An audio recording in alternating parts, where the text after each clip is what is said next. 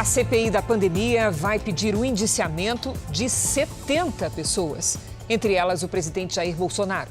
O relatório, que será apresentado amanhã, dividiu as investigações em 13 eixos, capítulos temáticos que tratam das ações e possíveis omissões durante a pandemia. A forma como o texto foi construído gerou divergências entre os senadores. O relatório da CPI, de quase 1.200 páginas, deve ser lido amanhã. O documento vem causando mal-estar entre a cúpula da CPI. Alguns senadores, entre eles o presidente da comissão, Omar Aziz, estão se sentindo desprestigiados porque não tiveram acesso ao documento nem foram consultados pelo relator sobre o conteúdo. Eu recebi o relatório hoje de manhã, quando eu cheguei ao meu gabinete. Eu não tinha conhecimento do relatório, o que eu tinha conhecimento era aquilo que todos tinham conhecimento, que saiu publicado em algum lugar.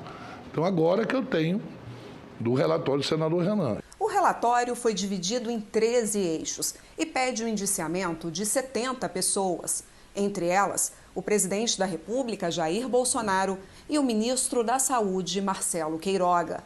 O ministro da Economia, Paulo Guedes, não aparece no relatório, apesar da vontade do relator. Concordo com a inclusão do ministro Paulo Guedes, e para tanto nós precisamos ter a maioria.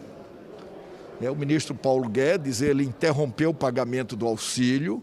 Do ponto de vista da Fazenda, ele dificultou o enfrentamento da pandemia em várias oportunidades. Depois, quando voltou com o auxílio emergencial, ele voltou pagando apenas a metade do que se pagava. E é óbvio que isso tudo agravou a fome, o desemprego, essa circunstância que nós estamos voltando a viver no Brasil. A CPI não tem o poder de investigar o presidente da República e nem de realizar indiciamentos por conta própria. As conclusões da comissão serão enviadas ao Ministério Público, no caso de autoridades com foro especial, como o presidente, para a Procuradoria-Geral da República. Segundo o relator, Bolsonaro cometeu 12 crimes, entre eles homicídio qualificado, charlatanismo, genocídio de indígenas e crime contra a humanidade. Muitos senadores divergem da tese de Renan Calheiros e argumentam que não há indícios de que o presidente tenha cometido o crime de homicídio.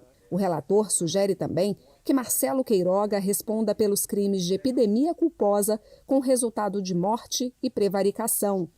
Mais uma sugestão de indiciamento é para o ex-ministro da Saúde, Eduardo Pazuello, que teria cometido 7 crimes, entre eles crime contra a humanidade.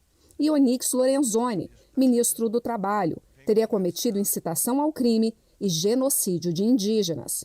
O relatório afirma ainda que foi possível colher provas suficientes para comprovar a existência de um gabinete paralelo composto por médicos, políticos e empresários, que prestava orientações ao presidente da República e que a estratégia seria buscar a imunidade de rebanho por infecção, o que levou o presidente da República a resistir à implementação de medidas não farmacológicas, tais como o uso de máscara e o distanciamento social.